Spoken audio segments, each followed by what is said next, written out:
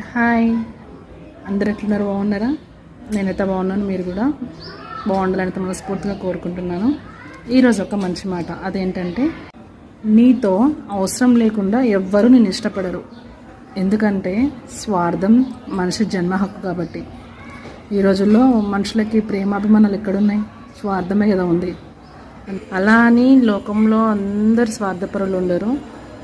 ఎక్కడో కోటిలో ఒకరు మంచిగా స్వార్థం లేకుండా ఇతరులు మంచిగా ఉండాలని కోరుకునే వాళ్ళు కూడా ఉంటారు. అందరూ అలా అనుకోవడం కూడా మన పొరపాటే.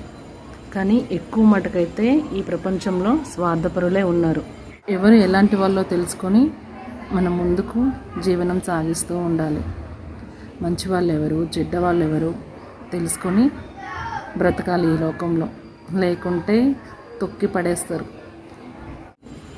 ఎక్కడో కొంతమంది ఇంకా మంచి మనుషులు ఉండడం వల్లనే ఈ భూమి మీద మనం ఇంకా బ్రతుకుతున్నాం. లేకుంటే ఈ భూమి ఎప్పుడో మునిగిపోయేది. నిజమే కదా? మీరేమంటారో కామెంట్ చేయండి.